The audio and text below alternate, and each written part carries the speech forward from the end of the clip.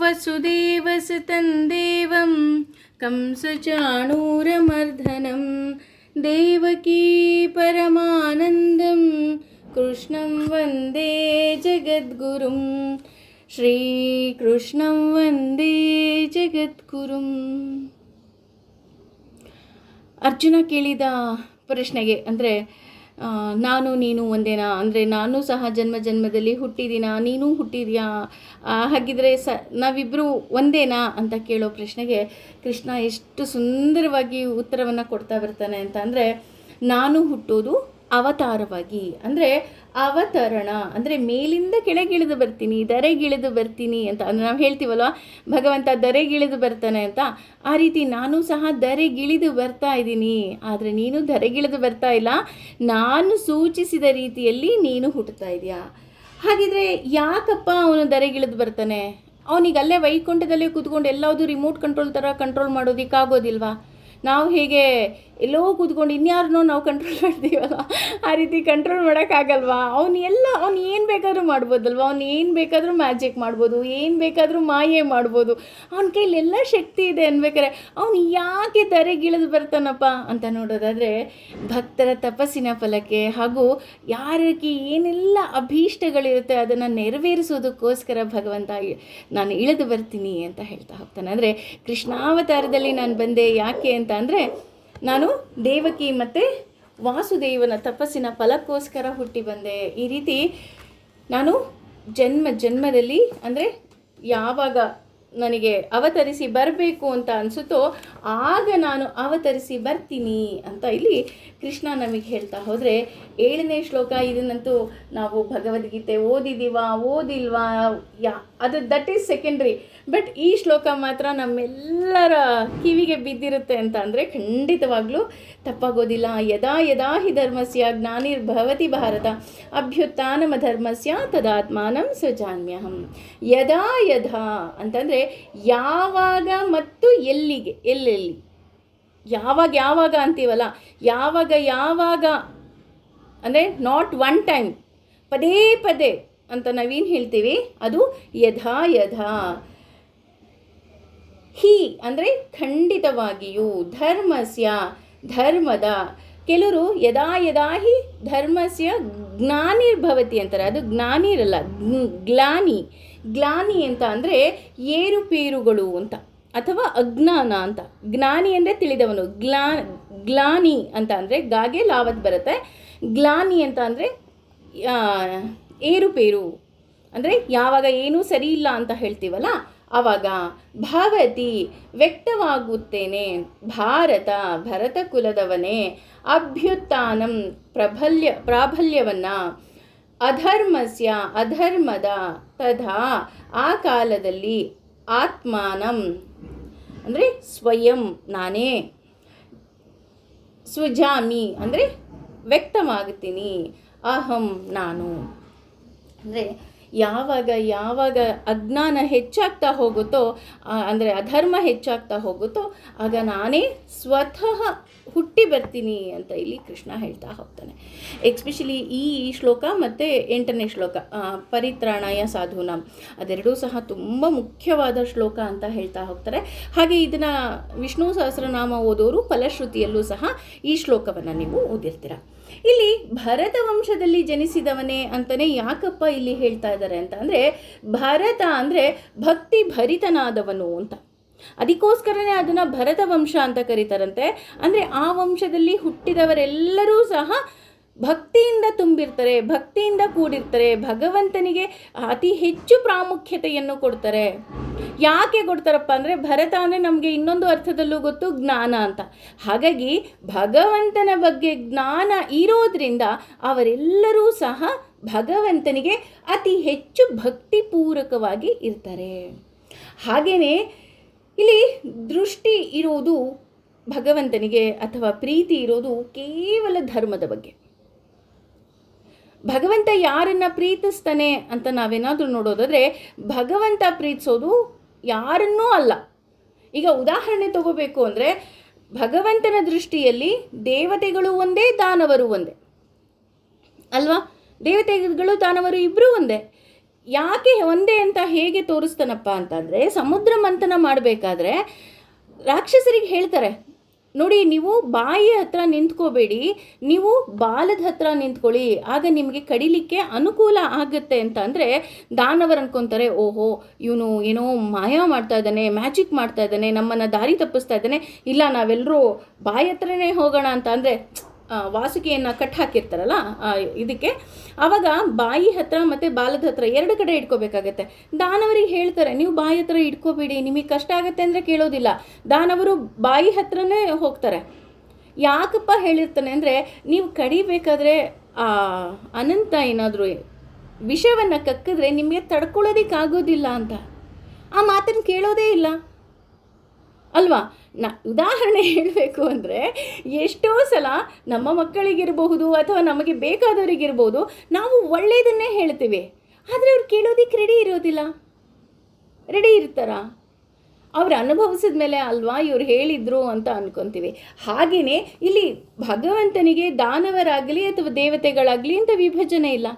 ಅಥವಾ ಯಾರ ಒಬ್ಬರ ಮೇಲೂ ಪ್ರಪಂಚದಲ್ಲಿ ಯಾರ ಒಬ್ಬರ ಮೇಲೂ ಸಹ ಭಗವಂತನಿಗೆ ದ್ವೇಷ ಇಲ್ಲ, ಎಲ್ಲರನ್ನ ಸಮಾನವಾಗಿ ಪ್ರೀತಿಸ್ತಾನೆ. ಅವನು ತುಂಬ ಪ್ರಾಮುಖ್ಯತೆ ಕೊಡೋದು ಯಾರಿಗಪ್ಪ ಅಂದರೆ ಧರ್ಮಕ್ಕೆ. ಈಗ ಪ್ರಹ್ಲಾದನಿಗೋಸ್ಕರ ಆ ಕಂಬವನ್ನು ಒಡೆದು ಯಾಕೆ ಬಂದ? ಅಲ್ಲಿ ಹಿರಣ್ಯಕಶಿಪು ಅಧರ್ಮ ಮಾರ್ಗದಲ್ಲಿ ಹೋಗುತ್ತಿದ್ದ ಅಂತ ಅಷ್ಟೆ ಅಲ್ವಾ. ಹಾಗಾಗಿ ಧರ್ಮದ ದೃಷ್ಟಿ, ಯಾವಾಗ ಧರ್ಮಕ್ಕೆ ಚ್ಯುತಿ ಬರುತ್ತೋ ಆವಾಗೆಲ್ಲ ನಾನು ಮತ್ತೆ ಹುಟ್ಟು ಬರ್ತೀನಿ. ಇಲ್ಲಿ ಧರ್ಮ ಅಂದರೆ ಏನು? ಧರ್ಮ ಅಂದರೆ ಧಾರಣಯಾತ್ ಧರ್ಮ ಇತ್ಯಾಹುಹು ಅಂತ ಹೇಳ್ತಾ ಹೋಗ್ತಾರೆ. ಅಂದರೆ ಈ ಪ್ರಪಂಚವನ್ನು ಯಾವುದಾದ್ರೂ ಧಾರಣೆ ಮಾಡಿದೆ ಅಥವಾ ಯಾವುದಾದ್ರೂ ರಕ್ಷಿಸ್ತಾ ಇದೆ ಅಂದರೆ ಅದು ಕೇವಲ ಧರ್ಮವಾಗಿದೆ. ಹಾಗಾಗಿ ಇಲ್ಲಿ ಏನಾಗಿದೆ ಅಂತ ಅಂದರೆ, ಯಾವುದು ಧರ್ಮ ಅಂತ ನೋಡೋದಾದರೆ ಯಾವುದು ಈ ಪ್ರಪಂಚವನ್ನು ಹೊತ್ತಿದೆ. ನಾನು ನಿಮಗೆ ಮೊದಲನೇ ಸೆಷನ್ಸಲ್ಲೂ ಹೇಳಿದ್ದೆ ಅಂತ ಅನ್ಕೊತೀನಿ. ಧರ್ಮ ಅಂದರೆ ಪ್ರತಿಯೊಬ್ಬರಿಗೂ ಒಂದೇ ಇರೋದಕ್ಕೆ ಸಾಧ್ಯ ಇಲ್ಲ.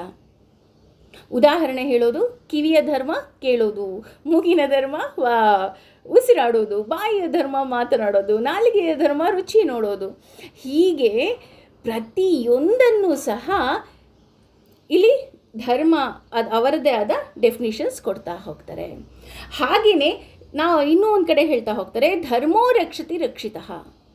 ನಾವು ಯಾವಾಗ ಧರ್ಮವನ್ನು ರಕ್ಷಣೆ ಮಾಡ್ತೀವಿ ಆಗ ಆ ಧರ್ಮ ನಮಗೆ ರಕ್ಷಣೆ ಮಾಡ್ತಾ ಹೋಗುತ್ತೆ. ಉದಾಹರಣೆ ಇನ್ನೂ ಸ್ಪಷ್ಟವಾಗಿ ಹೇಳಬೇಕು ಅಂದರೆ, ಹಳೆಯ ಕಾಲದಲ್ಲಿ ಅಂದರೆ ನಮ್ಮ ಪುರಾತನ ಕಾಲಕ್ಕೆ ನಾವು ಹೋದಾಗ ಅಲ್ಲಿ ಎಲ್ಲೂ ಸಹ ಶಾಲೆಗಳಿರಲಿಲ್ಲ. ಅಲ್ಲಿದ್ದಿದ್ದು ಗುರುಕುಲ ಪದ್ಧತಿ. ಶಾಲೆಗಳಿಲ್ಲ ಅಂದ ತಕ್ಷಣ ಅವರೆಲ್ಲರೂ ಅಜ್ಞಾನಿಗಳಾಗಿದ್ರಾ? ಇಲ್ಲ, ಯಾರೂ ಸಹ ಅಜ್ಞಾನಿಗಳಾಗಿರಲಿಲ್ಲ. ಅವರಿಗೆ ಧರ್ಮದ ಬಗ್ಗೆ ಶಿಕ್ಷಣವನ್ನು ಮನೆಯಲ್ಲೇ ಕೊಡ್ತಾಯಿದ್ರು. ನಿನ್ನ ಧರ್ಮ ಏನು, ನೀನು ಹೇಗಿರಬೇಕು, ನೀನು ಯಾವ ವರ್ಣದಲ್ಲಿ ಇದ್ದಾಗ, ಯಾವ ವರ್ಗದಲ್ಲಿ ಇದ್ದಾಗ, ಈಗ ಬ್ರಹ್ಮಚರ್ಯವನ್ನು ಹೇಗೆ ಪಾಲಿಸಬೇಕು, ಗೃಹಸ್ಥಾಶ್ರಮವನ್ನು ಹೇಗೆ ಪಾಲಿಸಬೇಕು, ಅಥವಾ ವಾನಪ್ರಸ್ಥವನ್ನು ಹೇಗೆ ಪಾಲಿಸಬೇಕು ಅಂತ ಪ್ರತಿಯೊಂದನ್ನು ಸಹ ಇಲ್ಲಿ ಹೇಳ್ತಾ ಹೋಗ್ತಿದ್ರು. ಈಗೇನಾಗೋಗಿದೆ, ಅದು ಯಾವುದೂ ಸಹ ಇಲ್ಲದೆ ಇರುವ ಹಾಗೆ ಆಗಿದೆ. ಉದಾಹರಣೆ, ನಾವು ತುಂಬ ಜನ ವಾದ ಮಾಡೋದೇನಪ್ಪ ಅಂತ ಅಂದರೆ, ಗೃಹಿಣಿಯರಿಗೆ ಆವಾಗ ವೇದಾಭ್ಯಾಸನೇ ಇರಲಿಲ್ವಂತೆ, ವೇದಾಭ್ಯಾಸ ಆಗ್ತಾ ಇರಲಿಲ್ವಂತೆ, ಕಷ್ಟ ಆಗ್ತಿತ್ತಂತೆ. ಇಲ್ಲ, ಅವರು ಅವರ ಧರ್ಮವನ್ನು ಪಾಲನೆ ಮಾಡ್ತಾಯಿದ್ರು. ಹಾಗೆ ಪುರುಷರು ಅವರ ಧರ್ಮವನ್ನು ಪಾಲನೆ ಮಾಡ್ತಾಯಿದ್ರು, ಮಕ್ಕಳು ಅವರ ಧರ್ಮವನ್ನು ಪಾಲನೆ ಮಾಡ್ತಾಯಿದ್ರು. ಹಾಗಾಗಿ ಅಲ್ಲಿ ಮಕ್ಕಳನ್ನು ಹಾಸ್ಟೆಲ್ಗಳಿಗೂ ಸೇರಿಸ್ತಾ ಇರಲಿಲ್ಲ. ಅವರು ಸಹ ಅಪ್ಪ ಅಮ್ಮನಿಗೆ ವಯಸ್ಸಾದ ಮೇಲೆ ವೃದ್ಧಾಶ್ರಮಕ್ಕೂ ಸಹ ಸೇರಿಸ್ತಾ ಇರಲಿಲ್ಲ ಅಲ್ವಾ. ಹಾಗಾಗಿ ಇಲ್ಲಿ ಧರ್ಮ ಅನ್ನೋದು ನಮ್ಮ ಧಾರಣೆಯ ಶಕ್ತಿಯಾಗಿ ಇದೆ. ಅದರ ಒಟ್ಟಿಗೆ ಧರ್ಮವನ್ನು ಭಗವಂತ ಪ್ರೀತಿಸ್ತಾ ಹೋಗ್ತಾನೆ. ಯಾರು ಧರ್ಮದ ಮಾರ್ಗದಲ್ಲಿ ನಾವಿರ್ತೀವಿ ಆಗ ಭಗವಂತನೇ ನಮ್ಮನ್ನು ಕಾಪಾಡ್ತಾ ಹೋಗ್ತಾನೆ ಅಂತ ಇಲ್ಲಿ ಹೇಳ್ತಾ ಹೋಗ್ಬೋದು. ನಾನು ಆಗಲೇ ಹೇಳಿದೆ, ಜ್ಞಾನಿ ಅಂತ ಹೇಳಿದ್ರೆ ಕೆಡುಕು, ಅಧರ್ಮ ಯಾವಾಗ ತಲೆ ಎತ್ತುತ್ತೆ ಆಗ ಧರ್ಮ ಸ್ಥಾಪನೆಗೋಸ್ಕರ ಭಗವಂತ ಬರ್ತಾನೆ. ಹೇಗಪ್ಪ ಅಂತ ಅಂದರೆ, ಈಗ ಒಂದು ಗದ್ದೆ ಇದೆ ಅಂತ ಅಂದ್ಕೊಳ್ಳೋಣ. ಆ ಗದ್ದೆಯಲ್ಲಿ ನಾವು ಉತ್ತು ಬಿತ್ತು ಎಲ್ಲ ಮಾಡಿ ಭತ್ತವನ್ನು ಹಾಕಿದ್ದೀವಿ. ಅಲ್ಲಿ ಭತ್ತವೇ ಹೆಚ್ಚಾಗಿ ಬೆಳಿಬೇಕೇ ವಿನಃ ಕಳೆ ಹೆಚ್ಚಾಗಿ ಬೆಳಿಬಾರ್ದು ಅಲ್ವಾ? ಕಳೆನೇ ಹೆಚ್ಚಾಗೋದ್ರೆ ಏನಾಗೋಗುತ್ತೆ?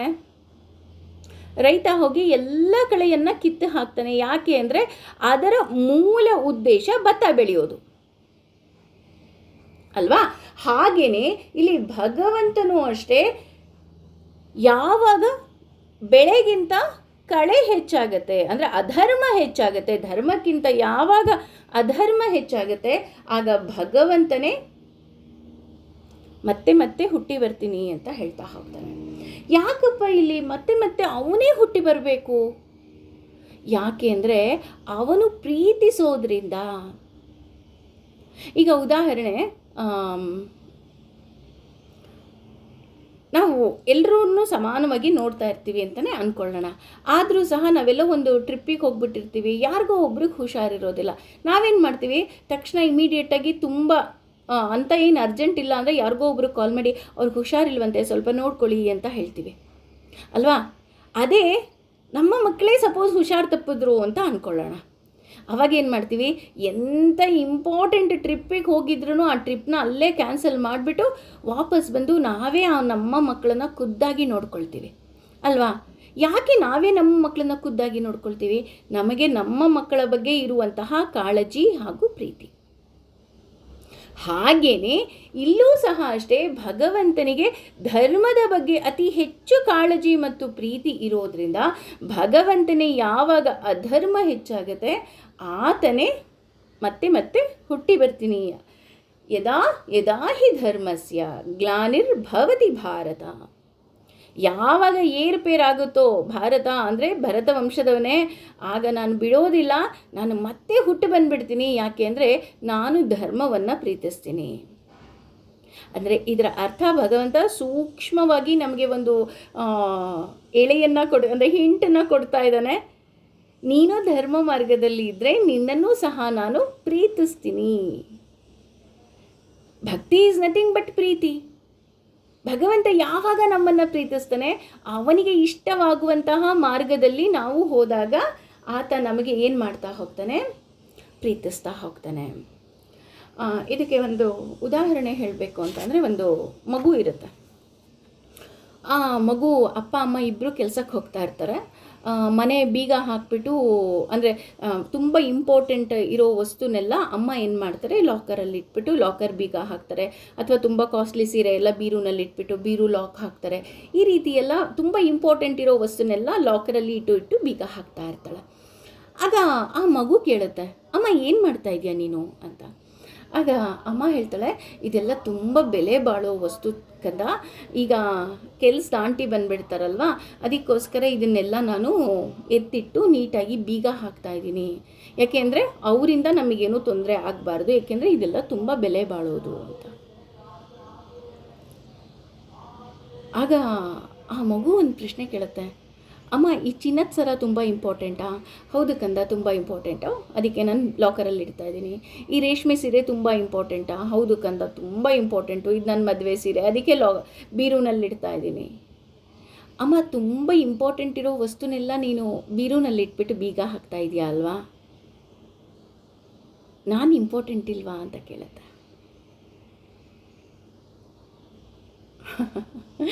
ಅಂದರೆ ಬಂಗಾರದ ಸರ, ರೇಷ್ಮೆ ಸೀರೆ ಇದೆಲ್ಲ ಎಷ್ಟು ಬೆಲೆ ಬಾಳುತ್ತೋ ಅಷ್ಟೇ ಬೆಲೆ ನಮ್ಮ ಮಕ್ಕಳು ಸಹ ಬೆಲೆ ಬಾಳ್ತಾರೆ ಅಲ್ವಾ? ಅದನ್ನು ಯಾವುದೋ ಒಂದು ಕೆಲಸದ ನಿಮಿತ್ತನೋ ಇನ್ನೊಂದಕ್ಕೋ ನಾವೇನು ಮಾಡ್ತೀವಿ, ಕೆಲಸದವ್ರ ಮೇಲೆ ಅಥವಾ ಕೇರ್ ಟೇಕರ್ ಮೇಲೆ ಅಥವಾ ಡೇ ಕೇರಲ್ಲಿ ಬಿಟ್ಟು ಹೋಗ್ತೀವಿ. ಇದು ಎಷ್ಟರ ಮಟ್ಟಿಗೆ ಸರಿ? ನೋಡಿ, ಆ ಮಗು ಎಷ್ಟು ಸುಂದರವಾಗಿ ಕೇಳುತ್ತೆ ಅಲ್ವಾ? ಅಮ್ಮ, ಹಾಗಿದ್ರೆ ನಾನು ಬೆಲೆ ಬಾಳೋದಿಲ್ವಾ? ನನ್ನನ್ನು ಕೆಲಸದಂಟಿ ಕೈಲೇ ಕೊಟ್ಟು ಹೋಗ್ತೀಯಲ್ಲ ಅಂತ ಕೇಳುತ್ತೆ. ಇದು ಆ್ಯಕ್ಚುಲಿ ಇದು ಮಲಯಾಳಮಲ್ಲಿದೆ. ಇದು ಅದು ನೋಡಿದಾಗ ನಿಜ ಅಲ್ವಾ ಅಂತ ಅನಿಸುತ್ತೆ. ನಾವು ಬೇಕಾಗಿರೋದನ್ನೆಲ್ಲ ಬೀರುನಲ್ಲಿಟ್ಬಿಟ್ಟು ಎಲ್ಲದಕ್ಕಿಂತ ಪ್ರೈಸ್ಲೆಸ್ ಆಗಿರೋದನ್ನೇ ಅವರಿಗೆ ನಾವು ಕೊಟ್ಟು ಹೋಗ್ತೀವಿ. ಹಾಗೆಯೇ ಜೀವಿತದ ಹಂತದಲ್ಲಿ ನಮಗೆ ಮುಖ್ಯವಾಗಿ ಬೇಕಾಗಿರೋದು ಧರ್ಮ. ನಾವು ಯಾವುದೇ ಹಂತದಲ್ಲಿ ಇದ್ದರೂ ಸಹ ನಮಗೆ ಬೇಕಾಗಿರೋದು ಮುಖ್ಯವಾಗಿ ಧರ್ಮ. ಆದರೆ ಹೇಳ್ತಾ ಹೋಗ್ತಾರೆ, ಕೃತಯುಗದಲ್ಲಿ ಧರ್ಮ 4 ಕಾಲಲ್ಲಿ ನಿಂತಿತ್ತಂತೆ. ಒಂದು ಹಸು ಅಂತ ನಾವೇನಾದರೂ ತೆಗೆದುಕೊಂಡ್ರೆ ಅದನ್ನು ಧರ್ಮ ಅಂತ ನಾವೇನಾದರೂ ಹೇಳ್ತಾ ಹೋದರೆ, ಕೃತಯುಗದಲ್ಲಿ 4 ಕಾಲು ಅಂತ ಹೇಳ್ತಾ ಹೋಗ್ತಾರೆ. ಆಗ ಅಧರ್ಮನೇ ಇರಲಿಲ್ವಂತೆ, ಧರ್ಮ 100% ಇತ್ತಂತೆ. ಇದಕ್ಕೆ ಉದಾಹರಣೆಯಾಗಿ ಹರಿಶ್ಚಂದ್ರ ಬರ್ತಾ ಹೋಗ್ತಾನೆ. ಅಂದರೆ ಅವನು ಧರ್ಮಕ್ಕೋಸ್ಕರ ಎಲ್ಲವನ್ನ ಬಿಟ್ಟು ಅವನು ಧರ್ಮವನ್ನು ರಕ್ಷಿಸ್ತಾ ಹೋಗ್ತಾನೆ. ಹಾಗೆಯೇ ತ್ರೇತಾಯುಗ ತಗೊಂಡಾಗ ಅಲ್ಲಿ 3 ಕಾಲಲ್ಲಿ ನಿಂತಿತ್ತಂತೆ. 75 ಧರ್ಮ ಇದ್ದರೆ 25 ಅಧರ್ಮ ಇತ್ತಂತೆ. ಆದರೆ ದ್ವಾಪರ ಯುಗಕ್ಕೆ ಬಂದಾಗ ಅದು 50-50 ಆಗೋಯ್ತಂತೆ. ಹಾಗಾಗಿ ಕೌರವರು ಪಾಂಡವರೇ ಹೊಡೆದಾಡಿದ್ರು ಅಂತ ಹೇಳ್ತಾ ಹೋಗ್ತಾರೆ. ಹಾಗೆಯೇ ಈ ಕಲಿಯುಗದಲ್ಲಿ ಧರ್ಮ ಅನ್ನೋದು ಕೇವಲ ಒಂದೇ ಒಂದು ಕಾಲಲ್ಲಿ ನಿಂತಿದೆಯಂತೆ. ಹಾಗಾಗಿ 25% ಇದೆ, 75% ಅಧರ್ಮ ಇದೆ ಅಂತ ಹೇಳ್ತಾ ಹೋಗ್ತಾರೆ. ಅಂದರೆ ಯುಗದಿಂದ ಯುಗಕ್ಕೆ ಎಷ್ಟು ಅಧರ್ಮ ಹೆಚ್ಚಾಯಿತು ಅಂತ ಹೇಳ್ತಾ ಹೋಗ್ತಾರೆ. ಹಾಗಾಗಿ 100%ಇಂದ 75, 50 ಬಂದು ಈಗ 25%ಗೆ ಬಂದಿದೆಯಂತೆ. ಈ 25%ಅಲ್ಲಿ ಕಲಿಯ ಪ್ರಭಾವ ಹೇಗಿರುತ್ತೆ ಅಂತ ನಾವೇನಾದ್ರು ನೋಡೋದಾದರೆ, ಕಲಿ ಹೇಳ್ತಾ ಹೋಗ್ತಾನಂತೆ, ನಾನು ಇದನ್ನು 0%ಗೆ ತೊಗೊಂಬರ್ತೇನೆ. ಈಗ ನಾವು ಯೋಚನೆ ಮಾಡಬೇಕು, ಇದು 0%ಗೆ ಬರಬೇಕಾ ಅಥವಾ ಇನ್ನೂ ಏರಬೇಕಾ? ಈಗ ನಾವು ಶೇರ್ ಮಾರ್ಕೆಟಲ್ಲಿ ಅಮೌಂಟ್ ಹಾಕಿದ್ದನ್ನು ಡೌನ್ ಆಗ್ತಾ ಹೋಗಬೇಕಾ, ಏರ್ತಾ ಹೋಗಬೇಕಾ? ಆ ರೀತಿ ಇಲ್ಲಿ ಧರ್ಮ ಅಥವಾ ಅಧರ್ಮ ಅನ್ನೋದು ಯಾವ ರೇಷುನಲ್ಲಿದೆ ಅಂತ ಹೇಳ್ತಾ ಹೋಗ್ತಾರೆ. ಹಾಗೆ ಇಲ್ಲಿ 2ನೇ ಸಾಲಲ್ಲಿ ಎಷ್ಟು ಚೆನ್ನಾಗಿ ಹೇಳ್ತಾ ಇದ್ದಾರಪ್ಪ ಅಂತಂದರೆ, ಅಭ್ಯುತ್ಥಾನಮ ಧರ್ಮಸ್ಯ. ಮನುಷ್ಯರ ಮನಸ್ಸು ಇದಕ್ಕೆಲ್ಲ ಮುಖ್ಯವಾಗಿ ಏನಾಗ್ತಾ ಹೋಗುತ್ತೆ, ಅಧರ್ಮದ ಕಡೆಗೆ ಸೆಳೀತಾ ಹೋಗುತ್ತಂತೆ. ಅಂದರೆ ನಮಗೆ ಅರಿವಿಲ್ಲದೆ ನಮಗೆ ಧರ್ಮ ಅಂದರೆ ಏನು ಅಂತಲೇ ನಮಗೆ ತಿಳಿಯದ ಹಾಗೆ ಆಗ್ತಾ ಹೋಗುತ್ತೆ. ಆವಾಗ ಅಧರ್ಮ ತಲೆ ಎತ್ತುತ್ತಾ ಧರ್ಮ ತಲೆ ಬಗ್ಗಿಸ್ತಾ ಹೋಗುತ್ತೆ. ಆಗ ನಾನು ಬರ್ತೇನೆ, ಯಾಕಪ್ಪ ಅಂದರೆ ಧರ್ಮ ಸ್ಥಾಪನೆ ಮಾಡೋದಕ್ಕೋಸ್ಕರ. ನಾನು ಅದನ್ನೇ ಹೇಳೋದು ಪ್ರತಿ ಸಲನೂ. ನಾನು ಎಸ್ಪೆಷಲಿ ಈ ಶ್ಲೋಕವನ್ನು ನಾನು ಹೇಳಬೇಕಾದ್ರೆ ನನಗೆ ನಾನೇ ಪ್ರಶ್ನೆ ಹಾಕ್ಕೊಳ್ಳೋದು, ಭಗವಂತ ಬರ್ತಾನೆ ಅಂದರೆ ನಾವು ಖುಷಿ ಪಡಬೇಕಾ, ಬೇಜಾರು ಮಾಡ್ಕೋಬೇಕಾ ಅಂತ. ಯಾಕಪ್ಪ ಭಗವಂತ ಬರ್ತಾನೆ ಅಂದರೆ ಖುಷಿ ಪಡಬೇಕಲ್ವಾ ಅಂತ ನೀವೇನಾದರೂ ಯೋಚನೆ ಮಾಡೋದಾದರೆ, ಭಗವಂತ ಯಾವಾಗ ಬರ್ತಾ ಇದ್ದಾನೆ? ಅಧರ್ಮ ಹೆಚ್ಚಾದಾಗ ಬರ್ತಾ ಇದ್ದಾನೆ. ಈಗ ಕ್ಲಾಸ್ ರೂಮಲ್ಲಿ ಪ್ರಿನ್ಸಿಪಲ್ ಬಂದರು ಅಂದರೆ ನಾವೆಲ್ಲ ಖುಷಿ ಪಡಬೇಕು, ಅಯ್ಯೋ ಪ್ರಿನ್ಸಿಪಲ್ ನಮ್ಮ ಕ್ಲಾಸ್ ರೂಮಿಗೆ ಬಂದರು ಅಂತ. ಆದರೆ ಪ್ರಿನ್ಸಿಪಲ್ ಯಾವಾಗ ಬರ್ತಾ ಇದ್ದಾರೆ ಗೊತ್ತಾ? ಯಾವಾಗ ನಾವು ತುಂಬ ತರಲೆ ಮಾಡಿ, ತುಂಬ ಕೂಗಾಡಿ, ಕಿರ್ಚಾಡಿ, ಗಲಾಟೆಗಳು ಮಾಡ್ತಾ ಇದ್ದೀವಿ, ಆಗ ಪ್ರಿನ್ಸಿಪಲ್ ಬರ್ತಾ ಇದ್ದಾರೆ. That is not a good sign ಅಲ್ವಾ? ಗುಡ್ ಸೈನ್ ಯಾವಾಗ? ನಾವೆಲ್ಲರೂ ಒಳ್ಳೆಯವರಾಗಿದ್ದಾಗ ಪ್ರಿನ್ಸಿಪಲ್ ಬಂದು 10th class A section students best students ಅಂತ ಅನೌನ್ಸ್ ಮಾಡ್ತಾರಲ್ಲ, ಅದು ಖುಷಿ ವಿಷಯ. ಅದು ಬಿಟ್ಟು ಪ್ರಿನ್ಸಿಪಲ್ ಬಂದು ಕೋಲ್ ತಗೊಂಡ್ಬಂದು ಎಲ್ಲರಿಗೂ ಹೊಡಿತಾ ಇದ್ದಾರೆ ಅಂದರೆ ಅದು ಸರಿನಾ ಅಲ್ವಾ? ಅಂದರೆ ಇಲ್ಲಿ ಭಗವಂತ ಹುಟ್ಟಿ ಬರ್ತಿದ್ದಾನೆ ಅಂತ ನಾವು ಖುಷಿ ಪಡಬೇಕಾ ಅಥವಾ ನಾನು ತುಂಬ ದುಃಖ ಪಡಬೇಕಾ? ಅಯ್ಯೋ ಅಧರ್ಮ ಹೆಚ್ಚಾಗಿದೆ ಅಂದರೆ ಅದಕ್ಕೆ ನಾನೂ ಪಾಲುದಾರರಾಗಿದ್ದೀನಾ? Because we don't know. ನನಗೆ ಗೊತ್ತಿಲ್ಲ ನಾನು ಧರ್ಮ ಮಾರ್ಗದಲ್ಲಿದ್ದೀನಾ, ಅಧರ್ಮ ಮಾರ್ಗದಲ್ಲಿದ್ದೀನಾ, ಅಥವಾ ನಾನು ಸರಿಯಾದ ದಾರಿಯಲ್ಲಿದ್ದೀನಾ, ನನಗೆ ಗೊತ್ತಿಲ್ಲ, ನನಗೇನೂ ಗೊತ್ತಿಲ್ಲ. ಹಾಗಾಗಿ ಇಲ್ಲಿ ಭಗವಂತ ಹೇಳ್ತಾ ಇದ್ದಾನೆ, ನಾನೇ ಬರ್ತೀನಿ. ಯಾವಾಗ ಬರ್ತೀನಿ?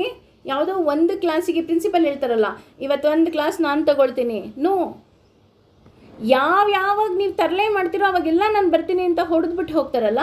ಹಾಗಾಗಿ ಯಾವಾಗ ನೀವು ಅಧರ್ಮ ಹೆಚ್ಚು ಮಾಡ್ತೀರಾ, ಯಾವಾಗ ಟೀಚರ್ಸು ಪ್ರಿನ್ಸಿಪಲ್ ಹೇಳ್ತಾರಲ್ಲ, ನೀವು ಪಿಟಿಕನೇ ನಾನು ಬರ್ತೀನಿ, ಯಾವಾಗಲೂ ಒಂದೇ ಸಲ ಬಂದ್ಬಿಟ್ಟು ನಾನು ಸುಮ್ಮನಾಗೋದಿಲ್ಲ. ನನಗೆ ಹೇಗೆ ಬೇಕು, ಈ ಇಡೀ ಸ್ಕೂಲ್ ಹೇಗೆ ಬೇಕು ನನಗೆ, ಪಿನ್ ಡ್ರಾಪ್ ಸೈಲೆಂಟ್ ಆಗಿರಬೇಕು, ಖುಷಿಯಾಗಿರಬೇಕು, ಎಲ್ಲ ಮಕ್ಕಳು ಚೆನ್ನಾಗಿ ಓದಬೇಕು, because this is my school, this is my responsibility ಅಂತ ಹೇಗೆ ಪ್ರಿನ್ಸಿಪಲ್ ಹೇಳ್ತಾರೆ, ಹಾಗೇ ಇಲ್ಲಿ ಭಗವಂತ ಹೇಳ್ತಾ ಇದ್ದಾನೆ, ನೀವೆಲ್ಲ ನನ್ನವರು, ನಿಮ್ಮೆಲ್ಲರ ರಕ್ಷಣೆ ನನ್ನದು. ಹಾಗಾಗಿ ಯಾವಾಗ ಅಧರ್ಮ ಹೆಚ್ಚಾಗುತ್ತೆ ಅವಾಗೆಲ್ಲ ನಾನು ಬರ್ತಾ ಇರ್ತೀನಿ. ಯಾವಾಗಲೂ ಒಂದು ಸಲ ಬಂದು ಹೋಗಲ್ಲ, ಅಧರ್ಮ ಹೆಚ್ಚಾದಾಗೆಲ್ಲ ನಾನು ಬರ್ತೀನಿ, ಧರ್ಮ ಸ್ಥಾಪನೆಯನ್ನು ನಾನು ಮಾಡ್ತೀನಿ. ಹಾಗಿದ್ರೆ ಆತ್ಮದ ರೂಪದಲ್ಲಿ ನಾನು ಬರ್ತೀನಿ. ಅಂದರೆ ತದಾತ್ಮಾನಂ ಸ್ವಜಾಮ್ಯಹಂ, ಯಾವುದೋ ಒಂದು ಆತ್ಮದ ರೂಪದಲ್ಲಿ ನಾನು ಹೀಗೆ ಬರ್ತೀನಿ ಅಂತ ಯಾರಿಗೂ ಗೊತ್ತಾಗೋದಿಲ್ಲ. ಯಾವುದೋ ಒಂದು ಆತ್ಮದ ರೂಪದಲ್ಲಿ ಬರ್ತೀನಿ. ಅದಕ್ಕಿಂತ ಮೊದಲಿಗೆ ನಾನೇನು ಮಾಡ್ತೀನಿ, ಗುರುವಿನ ರೂಪದಲ್ಲಿ ಬಂದು ನಿಮಗೆ ಜ್ಞಾನವನ್ನು ಹೆಚ್ಚಿಸುವಂತಹ ಪ್ರಯತ್ನವನ್ನು ಪಡ್ತೀನಿ. ಉದಾಹರಣೆ, ವ್ಯಾಸಾಯ ವಿಷ್ಣು ರೂಪಾಯ ವ್ಯಾಸರೂಪಾಯ ವಿಷ್ಣವೇ. ಅವರು ಬಂದು ನಮಗೆ ಮಹಾಭಾರತ ಕೊಟ್ಟರು, 18 ಪುರಾಣಗಳನ್ನು ಕೊಟ್ಟರು. ಯಾಕೆ ಕೊಟ್ಟರು? ಇದನ್ನೆಲ್ಲ ಓದಾದರೂ ನೀವು ಸರಿ ಹೋಗಿ ಅಲ್ವಾ? ಅಂದರೆ ಹೆಜ್ಜೆ ಹೆಜ್ಜೆಗೆ ನಮ್ಮನ್ನು ಭಗವಂತ ಏನು ಮಾಡ್ತಾನೆ, ಒಟ್ಟಿಗೆ ಶಿಕ್ಷೆ ಕೊಡ್ತಾ ಇಲ್ಲ, ನಮಗೆ ಮೊದಲು ಗುರುವಾಗಿ ಯಾವುದೋ ಒಂದು ಆತ್ಮದ ರೂಪದಲ್ಲಿ ಕಳಿಸಿ ನಾನೇನು ಮಾಡ್ತೀನಿ, ನೀವೆಲ್ಲ ಸರಿ ಹೋಗ್ಬೋದಾ ನೋಡ್ತೀನಿ. ಆಗಲೂ ನೀವು ಸರಿ ಹೋಗಲಿಲ್ವಾ, ನಾನೇ ಅವತರಿಸಿ ಬರ್ತೀನಿ. ಹಾಗಿದ್ರೆ ನಮ್ಮ ಪ್ರಶ್ನೆ ಏನಾಗಿರುತ್ತಪ್ಪ ಅಂತಂದರೆ, ಹೌದು ಕಲಿಯುಗ ತುಂಬ ಧರ್ಮ ಹೆಚ್ಚಾಗೋಗಿದೆ, ರೋಗಗಳು ಹೆಚ್ಚಾಗೋಗಿದೆ. ಅಷ್ಟೇ ಅಲ್ಲ, ಎಲ್ಲಿ ನೋಡಿದ್ರೂ ಲಂಚ ಲಂಚ ಲಂಚ ಅಂತಾರೆ. ಎಲ್ಲಿ ಹೋದರೂ ನಮಗೆ ನೆಮ್ಮದಿ ಇಲ್ಲ. ತುಂಬ ಹಾಳಾಗೋಗ್ಬಿಟ್ಟಿದೆ ಕಣ್ರಿ ಈ ಪ್ರಪಂಚ. ಹಾಗಿದ್ರೆ ಈಗ ಭಗವಂತ ಬರ್ತಾ ಇದ್ದಾನಾ, ನಮ್ಮನ್ನೆಲ್ಲ ರಕ್ಷಣೆ ಮಾಡ್ತಾನಾ ಅಂತ ನಾವೇನಾದರೂ ಪ್ರಶ್ನೆ ಮಾಡ್ತಾ ಇದ್ದರೆ, ಅದಕ್ಕೆ ಮುಂದಿನ ಶ್ಲೋಕದಲ್ಲಿ ಉತ್ತರವಾಗಿ ಕೊಡ್ತಾ ಇದ್ದಾನೆ. ಪರಿತ್ರಾಣಾಯ ಸಾಧೂನಾಂ ವಿನಾಶಾಯ ಚ ದುಷ್ಕೃತಾಂ ಧರ್ಮ ಸಂಸ್ಥಾಪನಾರ್ಥಾಯ ಸಂಭವಾಮಿ ಯುಗೆ ಯುಗೆ ಅಂತ. ಪರಿತ್ರಾಣಾಯ, ಕೆಲವರು ಪವಿತ್ರಾಣಾಯ ಅಂತ ಪ್ರೊನೌನ್ಸ್ ಮಾಡ್ತಾರೆ. ಅದು ಪವಿತ್ರಾಣಾಯ ಅಲ್ಲ, ಪರಿತ್ರಾಣಾಯ ಅಂದರೆ ಉದ್ಧಾರಕ್ಕಾಗಿ, ಸಾಧೂನಾಂ ಭಕ್ತರ, ವಿನಾಶಾಯ ನಾಶಕ್ಕಾಗಿ, ಛ ಮತ್ತು ದುಷ್ಕೃತಾಂ ದುಷ್ಟರ, ಧರ್ಮತತ್ವಗಳ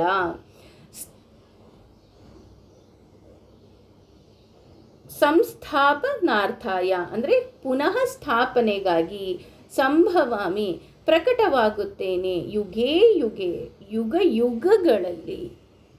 ಅದಕ್ಕೆ ಅವನಿಗೆ ಸಹಸ್ರಕೋಟಿ ಯುಗಧಾರಿಣೇ ಓಂ ನಮ ಇತಿ ಅಂತ ಹೇಳ್ತಾ ಹೋಗ್ತಾರೆ. ಬ್ರಹ್ಮ ಭಗವಂತನನ್ನು ಹೊಗಳಬೇಕಾದ್ರೆ ವಿಷ್ಣು ಸಹಸ್ರನಾಮದಲ್ಲಿ ಬರುತ್ತೆ, ಅವನು ಬರೀ ಒಂದು ಧರ್ಮದಲ್ಲಿ ಇಲ್ಲ, ಕೋಟಿ ಕೋಟಿ ಯುಗಧಾರಿಣೇ ಓಂ ನಮ ಇತಿ. ಅಂದರೆ ನೀನು ಕೇವಲ ಒಂದು ಯುಗವನ್ನಲ್ಲ, ಪ್ರತಿ ಯುಗದಲ್ಲೂ ಕೋಟಿ ಕೋಟಿ ಯುಗಗಳನ್ನು ನೀನು ಧಾರಣೆ ಮಾಡಿದ್ಯಾ ಭಗವಂತ ಅಂತ ಬ್ರಹ್ಮ ಹೇಳ್ತಾ ಹೋಗ್ತಾನೆ. ಹಾಗೆಯೇ ಇಲ್ಲಿ ಆತನೇ ಹೇಳ್ತಾ ಇದ್ದಾನೆ, ಹೌದು ನಾನು ಧರ್ಮ ರಕ್ಷಣೆಗೋಸ್ಕರ, ಅದರಲ್ಲೂ ಸಜ್ಜನರ ರಕ್ಷಣೆಗೋಸ್ಕರ ನಾನೇ ಬಂದು ಈ ಧರ್ಮದ ರಕ್ಷಣೆಯನ್ನು ಮಾಡ್ತೀನಿ. ಈಗ ಯಾವುದೋ ಒಂದು ವಸ್ತು ಇರುತ್ತೆ, ಆ ವಸ್ತುವನ್ನು ನಾವು ರಕ್ಷಣೆ ಮಾಡಿದಾಗ ಅದೇ ಪ್ರಪಂಚವನ್ನು ರಕ್ಷಣೆ ಮಾಡ್ತಾ ಹೋಗುತ್ತೆ. ಯಾವುದೋ ಒಂದು ವಸ್ತುವನ್ನು ರಕ್ಷಣೆ ಮಾಡಿದಾಗ ಅದು ಹೇಗೆ ಪ್ರಪಂಚವನ್ನು ರಕ್ಷಣೆ ಮಾಡುತ್ತೆ ಅಂತ ನಾವೇನಾದರೂ ಯೋಚನೆ ಮಾಡ್ತಾ ಇದ್ದರೆ, ಇದಕ್ಕೆ ಬೆಸ್ಟ್ ಎಕ್ಸಾಂಪಲ್ ನಾವು ಹೋದ ಶ್ಲೋಕದಲ್ಲಿ ಧರ್ಮೋ ರಕ್ಷತಿ ರಕ್ಷಿತಃ ಅಂತ ಕೇಳಿದ್ರೆ, ಈ ಶ್ಲೋಕದಲ್ಲಿ ವೃಕ್ಷೋ ರಕ್ಷತಿ ರಕ್ಷಿತಃ ಅಂತ ಹೇಳ್ತೀವಿ. ಏನು ಮೇಡಮ್ ಹಿಂಗೆ ಹೇಳಿದ್ಬಿಟ್ರಿ, ವೃಕ್ಷ ಎಲ್ಲಿಂದ ನಮ್ಮನ್ನು ರಕ್ಷಣೆ ಮಾಡುತ್ತೆ ಅಂತ ಕೇಳ್ತಾ ಇದ್ದರೆ ಅದಕ್ಕೆ ಪ್ರಶ್ನೆ ನಮಗೆ ನಾವೇ ಹಾಕ್ಕೋಬೇಕಾಗತ್ತೆ. ವಾಯು ಮಾಲಿನ್ಯ ಇರ್ಬೋದು, ಜಲ ಮಾಲಿನ್ಯ ಇರ್ಬೋದು, ಸರಿಯಾಗಿ ಮಳೆ ಬರದೇ ಇರೋದಿರಬಹುದು, ಅಥವಾ ಈ ಸುಡೋ ಬಿಸಿಲಿರಬಹುದು, ತಾಪಮಾನ ಹೆಚ್ಚಾಗ್ತಾ ಇದೆ. ಮೊದಲು ಶಿವರಾತ್ರಿವರೆಗೂ ಚಳಿನೇ ಹೋಗ್ತಾ ಇಲ್ಲದೆ ಇರೋದು, ಈಗ ರಥಸಪ್ತಮಿಯಿಂದನೇ ತೀವ್ರ ಬಿಸಿಲು, ತಡ್ಕೊಳಕ್ಕಾಗ್ತಿಲ್ಲ, ಅಷ್ಟೊಂದು ಬಿಸಿಲು ಬರ್ತಾ ಇದೆ. ಇದಕ್ಕೆ ಕಾರಣ ಏನು? ವೃಕ್ಷೋ ರಕ್ಷತಿ ರಕ್ಷಿತಃ ಅಲ್ವಾ? ನಾನು ಮನೆಯ ಮುಂದೆ ಕೊನೇ ಪಕ್ಷ ಒಂದೇ ಒಂದು ಮರವನ್ನಾದರೂ ಹಾಕಿ ನಾನು ಅದನ್ನು ಬೆಳೆಸಿ ಅಲ್ಲಿ ಒಂದು 4 ಪ್ರಾಣಿಗಳು ಪಕ್ಷಿಗಳೆಲ್ಲ ಇದ್ದರೆ ಅದು ಯಾವ ಬ್ಯೂಟಿಗಿಂತನೂ ಕಮ್ಮಿ ಇಲ್ಲ ಅಲ್ವಾ? 4 ಪ್ರಾಣಿ ಅಂದರೆ ಯಾವುದೋ ದೊಡ್ಡ ದೊಡ್ಡ ಪ್ರಾಣಿ ಅಂತ ಅಂದ್ಕೋಬೇಡಿ. ಅಳಿಲ್ ಕೂತ್ಕೊಳ್ಳುತ್ತೆ, ಪುಟ್ಟ ಪುಟ್ಟ ಜೀವಿಗಳು ಕೂತ್ಕೊಳ್ಳುತ್ತೆ. ನೀವೊಂದು ಚೆರಿ ಗಿಡ ಹಾಕಿದ್ರೆ ಎಷ್ಟು ಬ್ಯೂಟಿಫುಲ್ ಬರ್ಡ್ಸ್ ಬಂದು ಕೂತ್ಕೊಳ್ಳುತ್ತೆ ಅಲ್ವಾ? ಹಾಗೆಯೇ ಇದಕ್ಕೆ ಕಾರಣ ಏನು ಅಂತ ನೋಡೋದಾದರೆ ನಾವು ವೃಕ್ಷವನ್ನೇ ರಕ್ಷಿಸ್ತಾ ಇಲ್ಲ. ಈಗ ಉದಾಹರಣೆಯಾಗಿ ತಗೊಂಡು ಪ್ರಗತಿ ಅನ್ನೋ ಒಂದೇ ಒಂದು ಹೆಸರಲ್ಲಿ ಎಷ್ಟೋ ಒಂದು ವೃಕ್ಷಗಳ ಮಾರಣ ಹೋಮ ಮಾಡಿಬಿಟ್ಟಿದ್ದೀವಿ. ಹೌದು, ಪ್ರಗತಿ ಬೇಕು, ಇಲ್ಲ ಅಂತ ನಾನು ಹೇಳ್ತಾ ಇಲ್ಲ. ಆದರೆ ಅದರ ಬದಲಿಗೆ ನಾವೆಲ್ಲಾದರೂ ವೃಕ್ಷವನ್ನು ರಕ್ಷಣೆ ಮಾಡಿದ್ದೀವಾ? ಇಲ್ಲ. ಸಪೋಸ್ ಅದರ ಬದಲು ನಾನು ಒಂದು 10 ಗಿಡಗಳನ್ನು ರಕ್ಷಣೆ ಮಾಡಿ ಬೆಳೆಸಿ ಅಲ್ಲಿ ಮರ ಆದಾಗ, ಎಲ್ಲರೂ ಮಾಡಿದಾಗ, ಯಾರೋ ಒಬ್ಬರು ಮಾಡಿದಾಗಲ್ಲ ಇದೆಲ್ಲ ಆಗೋದು, ಆ ವೃಕ್ಷವೇ ನಮ್ಮನ್ನೇನು ಮಾಡ್ತಾ ಹೋಗುತ್ತೆ? ರಕ್ಷಣೆ ಮಾಡ್ತಾ ಹೋಗುತ್ತೆ. ಅದಕ್ಕೆ ಇಲ್ಲಿ ಹೇಳ್ತಾ ಇರೋದು ಭಗವಂತ, ನಾವು ಯಾವುದೋ ಒಂದು ವಸ್ತುವನ್ನು ರಕ್ಷಣೆ ಮಾಡಿದಾಗ ಅದು ನಮ್ಮನ್ನು ರಕ್ಷಣೆ ಮಾಡುತ್ತೆ. ನೋಡಿ, ಜೀವ ಇಲ್ಲದೆ ಇರುವಂತಹ ಅಥವಾ ಜೀವ ಇದೆ ಅಂತಲೂ ತಗೊಂಡ್ರೂ ಸಹ ವೃಕ್ಷ ಮಾತನಾಡದೇ ಇರೋ ವೃಕ್ಷ ನಮ್ಮನ್ನು ಕಾಪಾಡ್ತಾ ಹೋಗುತ್ತೆ. ನಮಗೆ ಕಾಲಕ್ಕೆ ಮಳೆಯನ್ನು ತೊಗೊಂಡು ಬರುತ್ತೆ, ತಂಪು ಗಾಳಿಯನ್ನು ತೊಗೊಂಬರುತ್ತೆ, ನಮಗೋಸ್ಕರ ಸಿಹಿಯಾದ ಹಣ್ಣನ್ನು ಕೊಡುತ್ತೆ, ಹಣ್ಣು ಕೊಡಲಿಲ್ಲ ಅಂದರೂ ನೆರಳು ಕೊಡುತ್ತೆ. ಇಷ್ಟೊಂದೆಲ್ಲ ನಮಗೆ ಫೆಸಿಲಿಟಿನ ಮಾಡ್ಕೊಳ್ಳುತ್ತೆ. ಹಾಗೆಯೇ ನಮ್ಮ ಮಕ್ಕಳನ್ನು ನಾವು ಸೂಕ್ಷ್ಮವಾಗಿ ಬೆಳೆಸಿದಾಗ, ಸೂಕ್ಷ್ಮ ಅಂದರೆ ತುಂಬ ಡೆಡಿಕೇಟೆಡಾಗಿ ಬೆಳೆಸಿ ಅಂತ ಅಲ್ಲ, ಧರ್ಮದ ಬಗ್ಗೆ ಅವರಿಗೆ ನಾವು ಕಾಳಜಿಯನ್ನು ಕೊಟ್ಟಾಗ, ಈಗ ಮನೆಗೆ ಬಂದ ಸೊಸೆಗೆ ಇಷ್ಟ ಇರಲಿ ಬಿಡಲಿ, ಮನೆಯ ಚಾಬಿಯನ್ನು ಅಥವಾ ತಿಜೋರಿಯ ಕೀಯನ್ನು ಸೊಸೆಗೆ ಕೊಡಲೇಬೇಕು. ಯಾಕೆ ಕೊಡಬೇಕಪ್ಪ? ಅವಳಿಗೆ ಜವಾಬ್ದಾರಿ ಬರಬೇಕು ಅಂದಾಗ ಕೊಡಬೇಕು. ಅಯ್ಯೋ, ಅವ್ರಿಗೆ ಜವಾಬ್ದಾರಿ ಇಲ್ಲ ಕಣ್ರಿ, ನಾನೇ ತೊಗೊತೀನಿ, ಜವಾಬ್ದಾರಿ ಇಲ್ಲ ಕಣ್ರಿ, ನಾನೇ ತೊಗೊತೀನಿ ಅಂತ ಅತ್ತೆ ತಗೊಳ್ತಾನೇ ಇದ್ರೆ ಸಾಯೋವರೆಗೂ ಸೊಸೆಗೆ ಜವಾಬ್ದಾರಿ ಬರೋದು ಯಾವಾಗ? ಅಥವಾ ಮಕ್ಕಳ ಕೈಗೆ ನಾವು ಜವಾಬ್ದಾರಿನೇ ಕೊಡಲಿಲ್ಲ ಅಂದರೆ ಅವರಿಗೆ ಜವಾಬ್ದಾರಿ ಬರೋದು ಯಾವಾಗ? ಅಲ್ವಾ? ಹಾಗೆಯೇ ಇಲ್ಲಿ ನಾವು ಈ ಒಂದು ಮರ ನಮಗೆ ಹೇಳ್ಕೊಡ್ತಾ ಇದೆ, ನೀನು ರಕ್ಷಣೆ ಮಾಡಿದ್ರೆ ಸಾಕು. ಹೌದು, ನಾವು ಈಗಲೂ ಅಷ್ಟೇ, ನಾವು ಮಕ್ಕಳನ್ನು ರಕ್ಷಣೆ ಮಾಡಬೇಕು. ಎಷ್ಟರ ಮಟ್ಟಿಗೆ ರಕ್ಷಣೆ ಮಾಡಬೇಕಪ್ಪ ಅಂದರೆ, ನಮ್ಮ ಕೈಲಿ ಎಷ್ಟು ರಕ್ಷಣೆ ಮಾಡೋದಕ್ಕೆ ಸಾಧ್ಯವೋ ಅಷ್ಟೂ ರಕ್ಷಣೆ ಮಾಡಬೇಕು. ಆದರೆ ಒಂದು ಸಮಯ ಬಂದಾಗ ನಾವು ಅವರಿಗೆ ಜವಾಬ್ದಾರಿಯನ್ನು ಸಹ ಕೊಡಬೇಕಾಗತ್ತೆ. ಹಾಗಿದ್ರೆ ಭಗವಂತ ಬಂದುಬಿಡ್ತಾನಾ? ಭಗವಂತ ಬರ್ತಾನೆ ಯಾವಾಗ ಅಂದರೆ, ಮೊದಲನೇ ಸಾಲಲ್ಲೇ ಹೇಳ್ತಾ ಇದ್ದಾನೆ, ಪರಿತ್ರಾಣಾಯ ಸಾಧೂನಾಂ ವಿನಾಶಾಯ ಚ ದುಷ್ಕೃತಾಂ. ಸಾಧುಗಳಿಗೆ ತೊಂದರೆ ಆದರೆ ನಾನು ಬರ್ತೀನಿ. ಹೌದು ಮೇಡಮ್, ಕುಂಭ ಮೇಳದಲ್ಲಿ ತುಂಬ ಜನ ಸಾಧುಗಳಿದ್ರು, ಅವ್ರಿಗೇನಾದ್ರು ತೊಂದರೆ ಆದರೆ ಹಾಗಿದ್ರೆ ಭಗವಂತ ಅವತರಿಸಿ ಬಂದುಬಿಡ್ತಾನಾ? ನಾನು ಸಾಧುಗಳು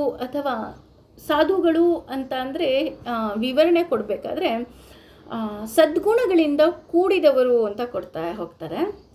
ಸದ್ಗುಣಗಳಿಂದ ಕೂಡಿದವರು ಅನ್ನೋ ಈ ವಿಶ್ಲೇಷಣೆ ಏನಿದೆ, ಇದಕ್ಕೆ ನಾವು ಅನ್ಕೊತಾ ಇದ್ದೀವಿ ಸದ್ಗುಣಗಳಿಂದ ಕೂಡಿದೆ ಅಂತ ಅಂದರೆ ಯಾರು ಪ್ರತಿನಿತ್ಯ ದೇವಸ್ಥಾನಕ್ಕೆ ಹೋಗ್ತಾರೆ, ಯಾರು ದೇವರ ಪೂಜೆಯನ್ನು ಮಾಡ್ತಾರೆ, ಯಾರು ಏಕಾದಶಿ ವ್ರತವನ್ನು ಮಾಡ್ತಾರೆ, ಯಾರು ಇವಾಗೆಲ್ಲ ಕುಂಭಮೇಳಕ್ಕೆ ಹೋಗಿ ಸ್ನಾನ ಮಾಡ್ಕೊಂಬಂದರು, ಅಥವಾ ಪ್ರತಿದಿನ ಪಾರಾಯಣವನ್ನು ಮಾಡ್ತಾರೆ, ಅವರು ಸಾಧುಗಳ ಅಂದರೆ ಅವರು ಸಜ್ಜನರ ಅಥವಾ ಸದ್ಗುಣಗಳಿಂದ ಕೂಡಿದವರ ಅಂತ ಹೇಳ್ತಾ ಹೋದರೆ, ಇದಕ್ಕೆ ಭಾಗವತ ತುಂಬ ಚೆನ್ನಾಗಿ ಉದಾಹರಣೆಯನ್ನು ಕೊಡ್ತಾರೆ. ಯಾರು ಸಾಧುಗಳು ಅಂತ ನನಗೆ ಭಗವದ್ಗೀತೆ ಹೇಳೋದಕ್ಕಿಂತ ಭಗವದ್ಗೀತೆ ನಾನು ಹುಡುಕ್ತಾ ಹೋಗ್ಬೇಕಾದ್ರೆ ನನಗೆ ತುಂಬ ಖುಷಿ ಆಗುತ್ತೆ.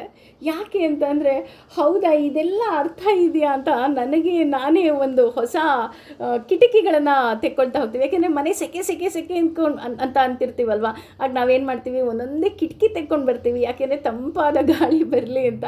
ಆ ರೀತಿ ಜ್ಞಾನದ ಕಿಟಕಿಗಳನ್ನು ಈ ಭಗವದ್ಗೀತೆ ತೆಗಿತಾ ಹೋಗುತ್ತೆ. ನಿಜವಾಗ್ಲೂ ನನಗೆ ತುಂಬ ಖುಷಿ ಆಗುತ್ತೆ.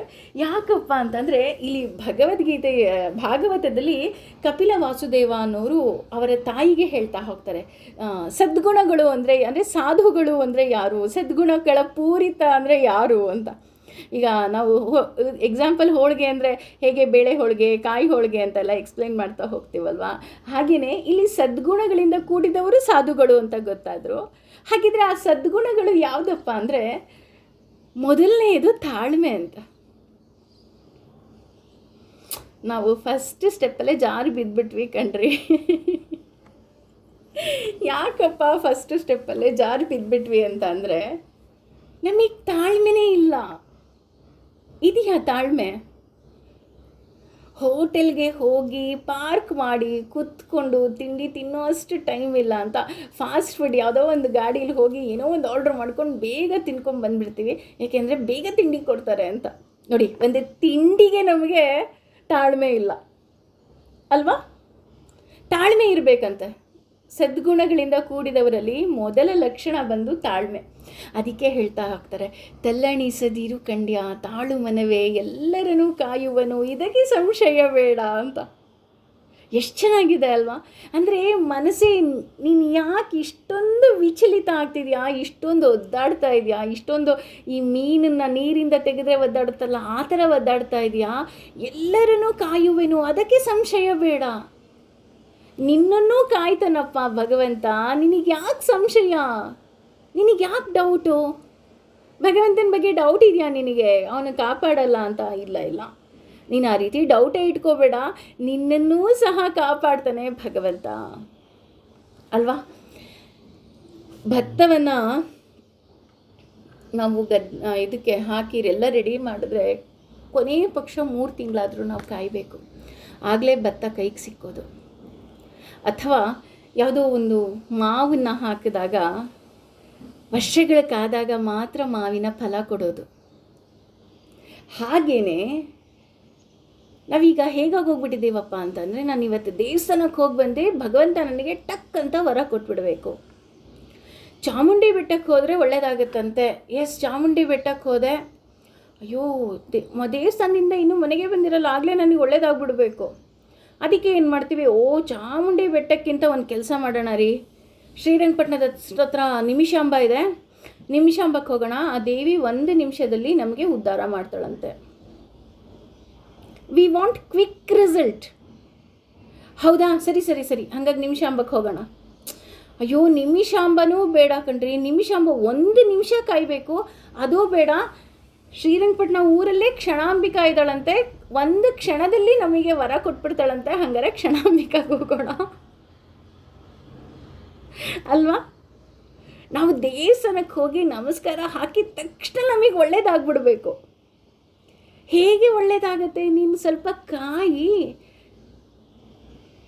ಅಲ್ವಾ? ಕಾಯುವಷ್ಟು ತಾಳ್ಮೆ ನಮ್ಮ ಯಾರಿಗೂ ಇಲ್ಲ. ಅದೇ ರೀತಿ 2ನೇದು ಬಂದು ಕರುಣೆ. ನಮಗೆ ಕರುಣೆ ಇರಬೇಕಂತೆ, ಬೇರೆಯವ್ರ ಕಷ್ಟ ನೋಡಿದ ತಕ್ಷಣ ಮರುಗುವಷ್ಟು ಕರುಣೆ ಇರಬೇಕಂತೆ. ಮನೆಯಲ್ಲೇ ಅತ್ತೆ ಸೊಸೆ ಒಬ್ರಿಗೊಬ್ರು ಕಷ್ಟ ನೋಡ್ತಾ ಇದ್ರು ಮರಗದೇ ಇರುವಂತಹ ಕಾಲದಲ್ಲಿ ನಾವು ನಿಂತ್ಕೊಂಡ್ಬಿಟ್ಟಿದ್ದೀವಿ. ಒಂದೇ ಮನೆ, ನಾನಿಲ್ಲಿ ಯಾರ್ದೇ ಎಕ್ಸಾಂಪಲ್ ಕೊಡ್ತಾ ಇಲ್ಲ, ಹೇಳ್ತಾ ಇರೋದು. ಸೊಸೆ ಕಷ್ಟಪಡ್ತಿರ್ತಾರೆ, ಅತ್ತೆ ಆರಾಮಾಗಿರ್ತಾರೆ, ಅಯ್ಯೋ ಅವಳಿಗೆ ತಾನೇ ಕಷ್ಟ, ನಾನು ಯಾಕೆ ಅಯ್ಯೋ ಅನ್ಬೇಕು. ಅಥವಾ ಅತ್ತೆ ಕಷ್ಟಪಡ್ತಾ ಇರ್ತಾರೆ, ಸೊಸೆ ಆದವಳು ನಾನು ಯಾಕೆ ಮರುಗಬೇಕು, ನಾನು ಮರುಗೋದಿಲ್ಲ. ಯಾವುದೋ ಒಂದು ಹೀಗೆ ಜೋಕ್ ನೋಡ್ತಾ ಇದ್ದೆ, ಅದರಲ್ಲಿ ಹೇಳ್ತಾ ಹೋಗ್ತಾರೆ,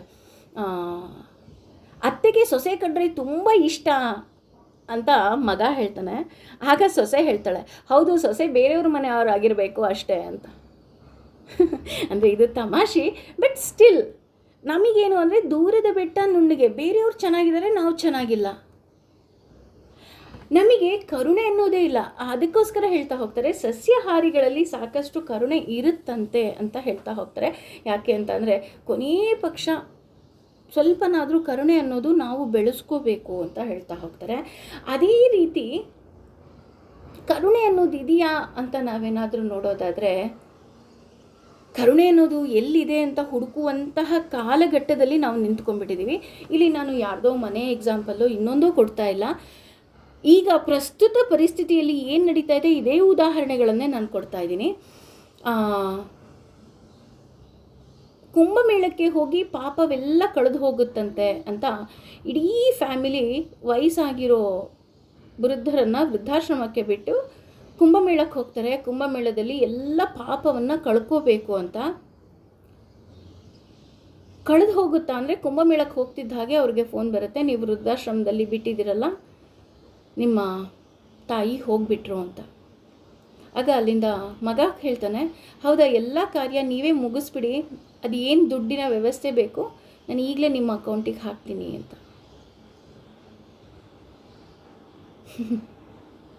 ಇದು ಕಠೋರ ಅಂತ ಅನ್ನಿಸ್ಬಹುದು, ಅಥವಾ ಇಷ್ಟೊಂದು ಇನ್ನೂ ಕಠೋರ ಆಗಿಲ್ಲ ಅಂತಲೂ ಯೋಚನೆ ಮಾಡೋ ಜನ ಇರಬಹುದು. ಆದರೆ ನಿಜ ಹೇಳ್ತಾ ಇದ್ದೀನಿ, ನಿಜವಾಗ್ಲೂ ಈಗಿನ ಪರಿಸ್ಥಿತಿ ಅದೇ ರೀತಿ ಇದೆ. ನೀನು ನಿನ್ನ ತಾಯಿಗೆ ಊಟ ಹಾಕಲಿಲ್ಲ, ಕೊನೆ ಪಕ್ಷ ಅವರ ಸಂಸ್ಕಾರವನ್ನು ಮಾಡಲಿಲ್ಲ ಅಂತ ಅಂದರೆ ನೀನು ಕುಂಭಮೇಳಕ್ಕೆ ಹೋಗಿ ಎಷ್ಟು ಸಲ ಡುಬ್ಕಿ ಹಾಕಿ ಬಂದರೆ ಏನು ಫಲ?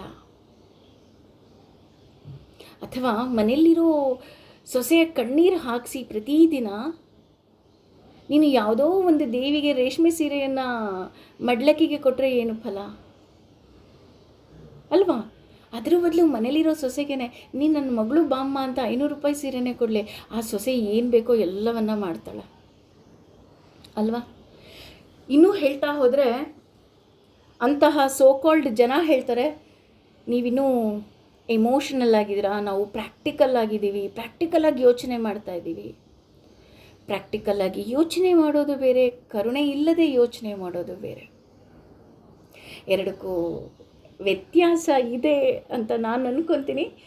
ನೀವದು ನಿಮ್ಮ ಬುದ್ಧಿಶಕ್ತಿಗೆ ಬಿಟ್ಟಿದ್ದು, ನಿಮ್ಮ ಬುದ್ಧಿಗೆ ನೀವೇ ಸ್ವಲ್ಪ ಕೆಲಸವನ್ನು ಕೊಡಿ. ಹಾಗೆಯೇ ಅಜಾತ ಶತ್ರುಗಳಾಗಿರಬೇಕು ಅಂತ ಹೇಳ್ತಾ ಹೋಗ್ತಾರೆ. ಅಂದರೆ ಯಾವುದೇ ರೀತಿಯಾದಂತಹ ಶತ್ರುಗಳಿರಬಾರ್ದು, ಅವರು ಸದ್ಗುಣಗಳು, ಅಂದರೆ ಅವರು ಸಾಧುಗಳು ಅಂತ. ಹಾಗಿದ್ರೆ ಮಠಾಧೀಶರುಗಳಿಗೆ ಶತ್ರುಗಳೇ ಇಲ್ವಾ?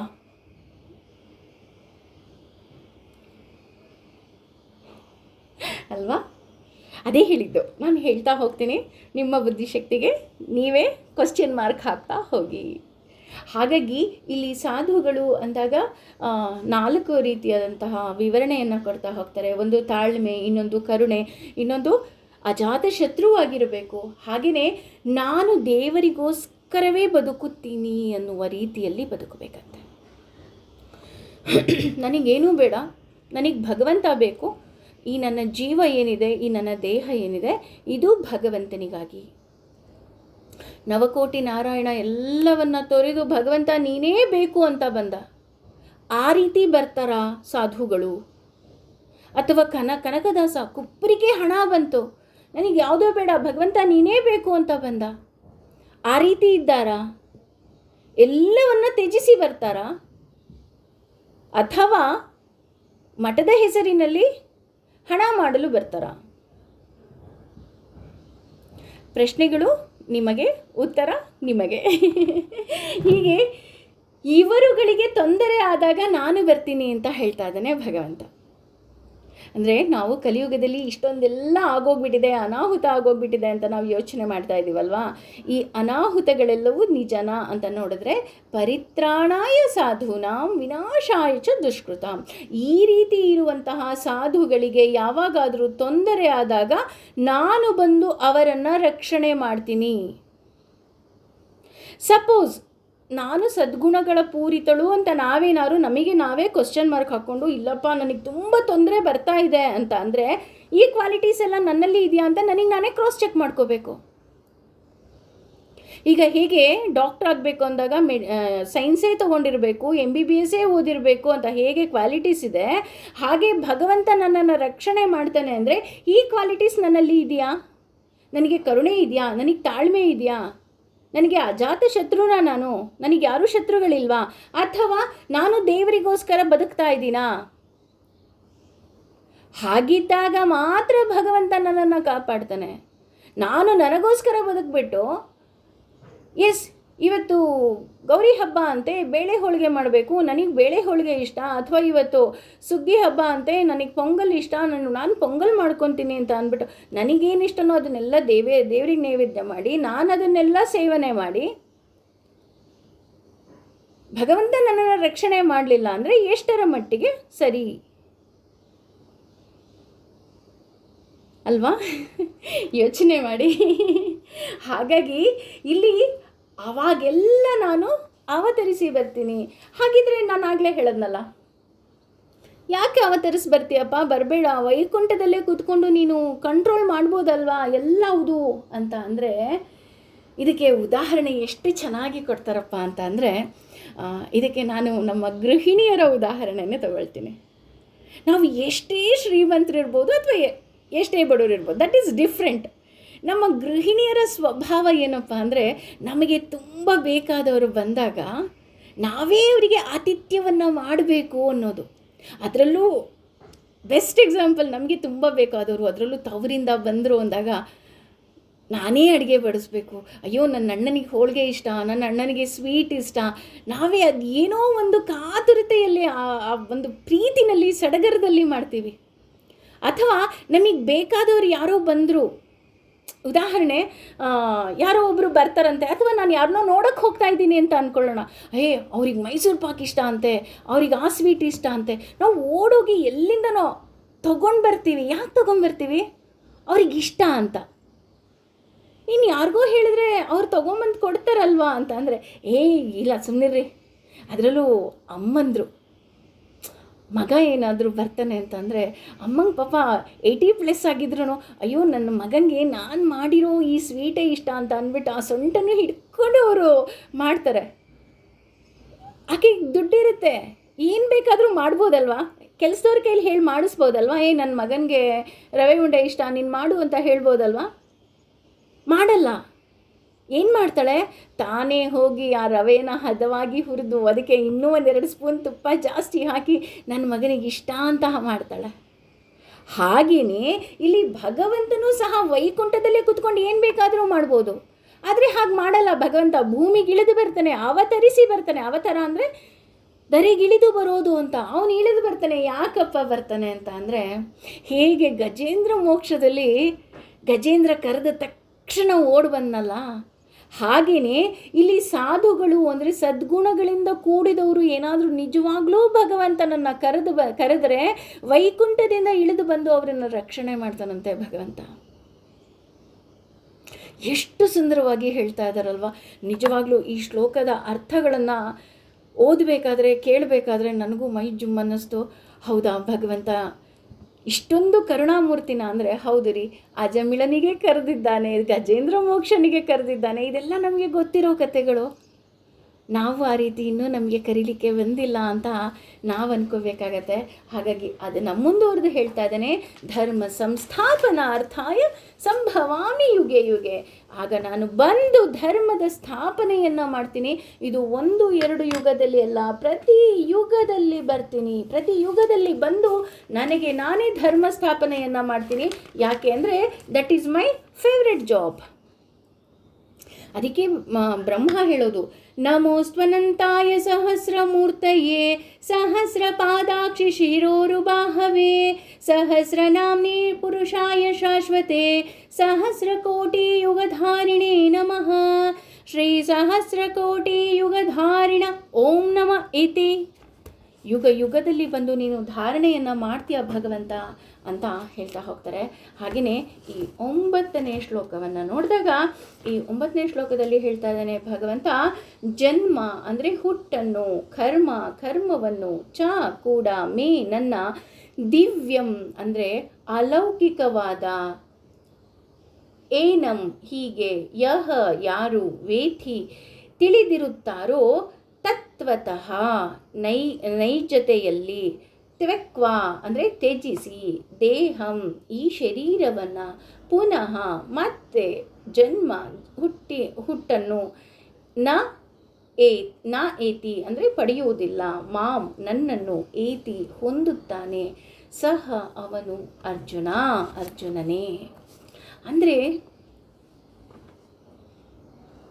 ಜನ್ಮ, ಈಗ ನಾವು ಹೇಳ್ತೀವಿ ಅಲ್ವಾ, ನನಗೇನು ಕರ್ಮದ ಬಂಧ ಇದೆ ಅಥವಾ ಹಳೆಯ ಜನ್ಮದ ಋಣಗಳಿದೆ, ಅದಕ್ಕೋಸ್ಕರ ನಾನು ಹುಟ್ಟು ಬರ್ತೀನಿ ಅಂತ ಅಂದರೆ, ಇಲ್ಲಿ ಭಗವಂತ ಹೇಳ್ತಾ ಇದ್ದಾನೆ, ನಾನು ಇಲ್ಲಿ ಹುಟ್ಟಿ ಬರುವುದು ನನ್ನ ದಿವ್ಯವಾಗಿ, ಅಂದರೆ ದಿವ್ಯ ಅಂತ ಅಂದರೆ ದೇವರ ಲೋಕದ ವಿಷಯ ಅಂತ ಹೇಳ್ತಾ ಇದ್ದಾರೆ. ಅಂದರೆ ಭಗವಂತ ಇಲ್ಲಿ ದೇವತೆಗಳನ್ನು ಹೇಗೆ ಅಲ್ಲಿ ಸಂತೋಷವಾಗಿದ್ದಾರಪ್ಪ ಅಂತ ನಾವೇನಾದರೂ ನೋಡೋದಾದರೆ, ನಮ್ಮೆಲ್ಲರಿಗೂ ಗೊತ್ತಿದೆ ದೇವತೆಗಳೂ ಸಹ ಈ ಭಗವದ್ಗೀತೆಯ ಒಂದೊಂದು ಶ್ಲೋಕವನ್ನು ಅವರು ನಡೆದುಕೊಳ್ಳುತ್ತಾರೆ. ಹಾಗೆ ನಾನು ನಡೆದುಕೊಂಡಾಗ ಈ ಭಗವಂತ ಏನು ಮಾಡ್ತಾನಪ್ಪ ಅಂತ ನಾವೇನಾದ್ರು ನೋಡೋದಾದರೆ, ಯಥಾರ್ಥವಾಗಿ ದೇವರ ಬಗ್ಗೆ ನಾನು ಸರಿಯಾಗಿ ತಿಳಿದಾಗ ಮಾತ್ರ ನನಗೆ ಒಳ್ಳೆಯದಾಗತ್ತೆ. ಯಾವಾಗ ಒಳ್ಳೇದು ಮಾಡ್ತಾನೆ ಭಗವಂತ, ಇದಕ್ಕೆ ಇನ್ನೂ ಒಂದು ಅಡಿಷನ್ ಮಾಡ್ತಾ ಇದ್ದಾನೆ. ಸದ್ಗುಣಗಳ ಜೊತೆ ಇಲ್ಲೇನು ಮಾಡ್ತಾ ಇದ್ದಾನೆ, ಯಥಾರ್ಥವಾಗಿ ದೇವರ ಬಗ್ಗೆ ಸರಿಯಾಗಿ ತಿಳಿದಾಗ. ಅಂಡರ್ಲೈನ್ ಮಾಡ್ಕೋಬೇಕು, ವಾಟ್ ಈಸ್ ದಿಸ್ ಸರಿಯಾಗಿ ತಿಳಿದಾಗ? ಹಾಗಂದ್ರೆ ಏನಪ್ಪ ಸರಿಯಾಗಿ ತಿಳಿಯೋದು ಅಂದರೆ ಏನು? ಉದಾಹರಣೆ, ನಾನೊಂದು ಫೋನ್ ತಗೋಬೇಕು ಅಂತ ಅಂದ್ಕೊಳ್ಳೋಣ. ನನಗೆ ಗೊತ್ತಿರಬೇಕು, ನಾನು ಯಾಕೆ ಫೋನ್ ತೊಗೊಳ್ತಾ ಇದ್ದೀನಿ, ನನಗೆ ಫೋಟೋ ಚೆನ್ನಾಗಿ ಬರಬೇಕಾ, ಅಥವಾ ಅದರಲ್ಲಿ ಸ್ಟೋರೇಜ್ ಚೆನ್ನಾಗಿರಬೇಕಾ, ಅಥವಾ ನನಗೆ ಮಾತಾಡೋಕ್ಕೆ ಚೆನ್ನಾಗಿರಬೇಕಾ ಅಲ್ವಾ? ಒಂದೊಂದು ಫೋನಲ್ಲಿ ಒಂದೊಂದು ಫೀಚರ್ಸ್ ಇರುತ್ತೆ. ಅದನ್ನು ತಿಳಿದು ನಾನು ತೊಗೊಂಡ್ರೆ ನನಗೆ ಅದು ವರ್ತ್ ಆಗುತ್ತೆ ಅಲ್ವಾ? ಇನ್ನೂ ಹೇಳಬೇಕು ಅಂತ ಅಂದರೆ, ಯಾವುದೋ ಒಂದು ಸೀರೆ ತೊಗೊಳಕ್ಕೆ ಹೋಗ್ತೀವಿ ಅಂತ ಅಂದ್ಕೊಳ್ಳೋಣ. ಆ ಸೀರೆ ಬಗ್ಗೆ ನನಗೆ ಸರಿಯಾಗಿ ಗೊತ್ತಿರಬೇಕು. ನಾನು ಯಾವ ಫಂಕ್ಷನಿಗೆ ಸೀರೆ ತೊಗೊಳ್ತಾ ಇದ್ದೀನಿ, ನನ್ನ ಬಜೆಟ್ ಏನು, ಇದು ಕ್ವಾಲಿಟಿ ಸರಿ ಇದೆಯಾ? ಏಕೆಂದರೆ ಈಗ ಫಾರ್ ಎಕ್ಸಾಂಪಲ್, ಈಗ ನಾನು ಮೈಸೂರು ಸಿಲ್ಕ್ ಸೀರೆ ತೊಗೊತೀನಿ ಅಂತ ಅಂದ್ಬಿಟ್ಟು ಕ್ರೇಪ್ ಸೀರೆ ತೊಗೊಂಡ್ರೆ ದಟ್ ಈಸ್ ವೇಸ್ಟ್ ಅಲ್ವಾ?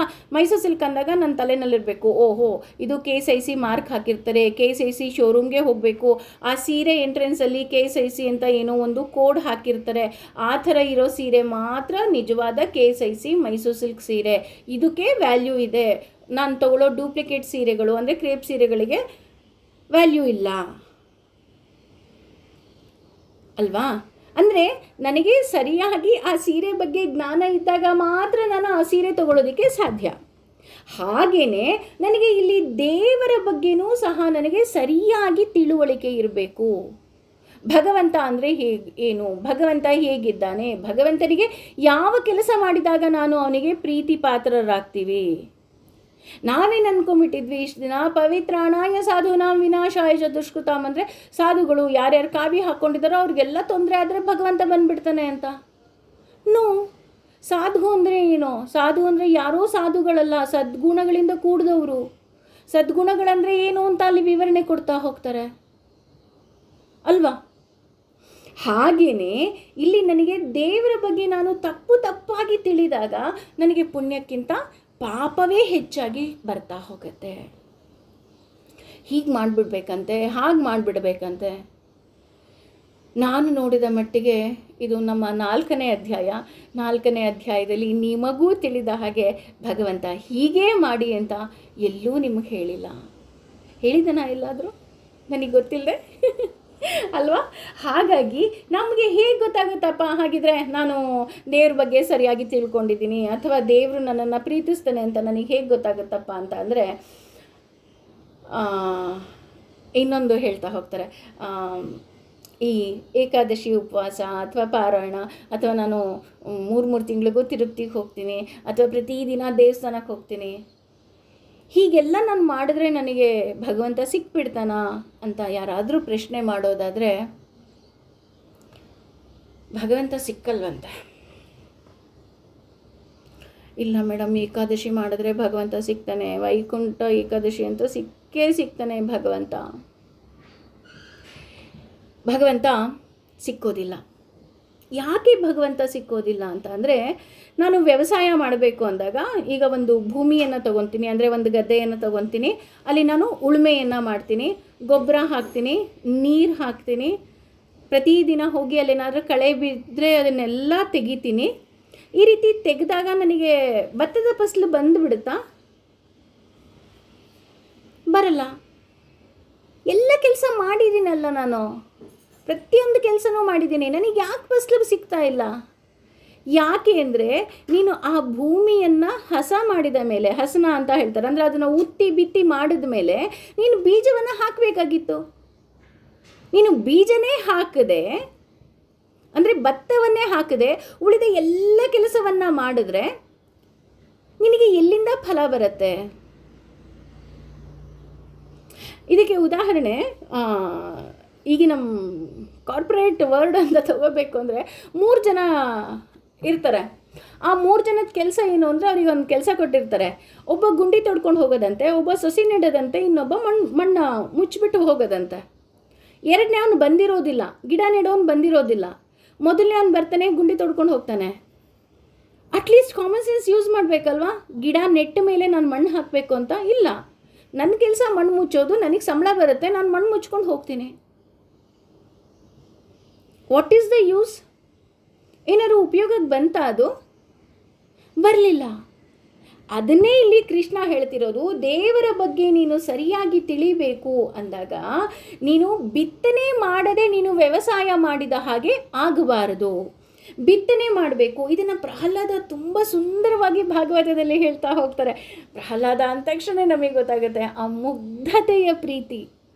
ಅಂದರೆ ಭಗವಂತನೆಡೆಯ ಜ್ಞಾನ ನಿನ್ನನ್ನು ಭಗವಂತನ ಬಳಿಗೆ ಕರೆದುಕೊಂಡು ಹೋಗುತ್ತೆ ಅಂತ ಪ್ರಹ್ಲಾದ ಹೇಳ್ತಾ ಹೋಗ್ತಾನೆ. ಅದಕ್ಕೋಸ್ಕರನೇ ಪ್ರಹ್ಲಾದ ಕೇಳೋದು ಒಂದೇ, ನಾನು ಮತ್ತೆ ಮತ್ತೆ ಈ ಭೂಮಿಯಲ್ಲಿ ಅವತರಿಸಿ ನಿನ್ನ ಭಕ್ತರನ್ನು ನಿನ್ನೆಡೆಗೆ ಕರೆದುಕೊಂಡು ಹೋಗಬೇಕು ಭಗವಂತ ಅಂತ. ಹಾಗಾಗಿಯೇ ಅವರು ರಾಯರಾಗಿ ಕೂತಿದ್ದಾರೆ ಅಲ್ವಾ? ಹಾಗೆಯೇ ಇಲ್ಲಿ ನಾವು ಭಗವಂತನ ಬಗ್ಗೆ ತಿಳಿದು, ಭಗವಂತನ ಬಗ್ಗೆ ಜ್ಞಾನವನ್ನು ಅರಿತು ನಾನು ಕೆಲಸ ಮಾಡಿದಾಗ ಭಗವಂತ ನನಗೋಸ್ಕರ ಒಂದು ಸೂಪರ್ ಗಿಫ್ಟ್ ಇಟ್ಕೊಂಡು ಕಾಯ್ತಾ ಇರ್ತಾನೆ. ಅದು ಯಾವ ಗಿಫ್ಟ್ ಅಪ್ಪ ಅಂತ ಅಂದರೆ, ಮತ್ತೆ ಜನ್ಮ ಇಲ್ಲದ ಹಾಗೆ ಮಾಡೋದು. ಬೇಡ ಕಂದ, ನೀನು ಅನುಭವಿಸಿದ್ದೆಲ್ಲ ಸಾಕು, ನೀನು ನನ್ನ ಜೊತೆ ಇರು ವೈಕುಂಠ ಲೋಕದಲ್ಲಿ, ನೀನು ನನ್ನನ್ನು ನೋಡು, ನಾನು ನಿನ್ನನ್ನು ನೋಡ್ತೀನಿ ಅಂತ ಹೇಳಿ ಭಗವಂತ ಹೇಳ್ತಾನೆ. ಇದಕ್ಕಿಂತ ಸುಂದರವಾದ ಗಿಫ್ಟ್ ಇನ್ನೊಂದಿರೋದಕ್ಕೆ ಸಾಧ್ಯನಾ? ಸಾಧ್ಯನೇ ಇಲ್ಲ ಅಲ್ವಾ? ಹಾಗಾಗಿ ಭಗವಂತ ನಮ್ಮನ್ನು ಪ್ರೀತಿಸೋದು ಹೇಗೆ ಅಂತ ಅಂದರೆ, ಅವನ ಲೋಕದಲ್ಲಿ ನಮಗೆ ಮತ್ತೆ ಹುಟ್ಟಿಲ್ಲದ ಹಾಗೆ ನೋಡ್ಕೊಳ್ತಾ ಹೋಗ್ತಾನೆ ಅಂತ ಇಲ್ಲಿ ಹೇಳ್ತಾ ಹೋಗ್ತಾನೆ. 7-8 ಶ್ಲೋಕಗಳ ವಿವರಣೆ ತುಂಬ ಇದ್ದರೆ 9ನೇ ಶ್ಲೋಕದಲ್ಲಿ ನಮಗೆ ಗೊತ್ತಾಯಿತು, ಭಗವಂತನನ್ನು ನಾವು ಸರಿಯಾದ ಜ್ಞಾನದೊಂದಿಗೆ ತಿಳಿಬೇಕು. ತಿಲಕ ಹಾಕ್ಕೊಳ್ಳೋದ್ರಿಂದನೋ, ಜಪ ಮಾಡೋದ್ರಿಂದನೋ, ದೇವಸ್ಥಾನಕ್ಕೆ ಹೋಗೋದ್ರಿಂದನೋ, ತೀರ್ಥಕ್ಷೇತ್ರಕ್ಕೆ ಹೋಗೋದ್ರಿಂದನೋ, ಕುಂಭಮೇಳಕ್ಕೆ ಹೋಗಿ ಸ್ನಾನ ಮಾಡೋದ್ರಿಂದನೋ ನನಗೆ ಭಗವಂತ ಸಿಕ್ಕೋದಿಲ್ಲ. ಭಗವಂತ ಸಿಕ್ಕಬೇಕು ಅಂದಾಗ ನಾನು ಸದ್ಗುಣಗಳ ಪೂರಿತಳಾಗಿ ಇದ್ದಾಗ ಮಾತ್ರ ಭಗವಂತ ನನಗೆ ದೊರಕ್ತಾ ಹೋಗ್ತಾನೆ. ಅಲ್ಲಿ ಹೋದಾಗ ನೀನು ಎಷ್ಟು 1000 ಜಪ ಮಾಡಿದೆ ಅಂತ ಕೇಳಲ್ಲ, ಯಾರ ಮನಸ್ಸನ್ನು ನೋಯಿಸಿಲ್ವಾ ನೀನು ಅಂತ ಕೇಳ್ತಾನೆ ಭಗವಂತ. ನೋಡಿ, ಅಥವಾ ನೀನು ಎಷ್ಟು ಪುಣ್ಯಕ್ಷೇತ್ರಗಳಿಗೆ ಹೋಗಿದ್ದೆ ಅಂತ ಕೇಳೋದಿಲ್ಲ, ನಿನ್ನೆಲ್ಲ ಕರ್ತವ್ಯವನ್ನು ಮಾಡಿದ್ಯಾ ಅಂತ ಕೇಳ್ತಾನೆ ಭಗವಂತ. ಈ ಭಗವದ್ಗೀತೆ ನಮ್ಮ ಬುದ್ಧಿಶಕ್ತಿಗೆ ಇನ್ನೊಂಚೂರು ಶಾರ್ಪ್ ಮಾಡ್ತಾ ಇದೆ ಅಂತ ಅಂದರೆ ಖಂಡಿತ ತಪ್ಪಾಗೋದಿಲ್ಲ. ಭಗವಂತ ಇನ್ನೂ ಏನೇನೆಲ್ಲ ಜ್ಞಾನ ಕೊಡ್ತಾನೆ ಅದನ್ನು ನಾವು ಪಡಿತಾ ಹೋಗೋಣ. ಸರ್ವಂ ಶ್ರೀ ಕೃಷ್ಣಾರ್ಪಣಮಸ್ತು. ಲೋಕಾ ಸಮಸ್ತ ಸುಖಿನೋ ಭವಂತು, ಸಮಸ್ತ ಸನ್ಮಂಗಲಾನಿ ಭವಂತು. ಭಗವಂತ ನನ್ನನ್ನೂ ಸಹ ಆ ಧರ್ಮ ಮಾರ್ಗ ಅಂತ ಏನು ಹೇಳ್ತೀಯಾ ಅದರಲ್ಲಿ ನಡೆಸಿ ನಮ್ಮನ್ನೂ ಸಹ ಸದ್ಗುಣಗಳ ಪೂರಿತಳನ್ನಾಗಿ ಮಾಡಪ್ಪ ಅಂತ ಆ ಭಗವಂತನಿಗೆ ಶರಣಾಗೋಣ. Thank you. Hari Om.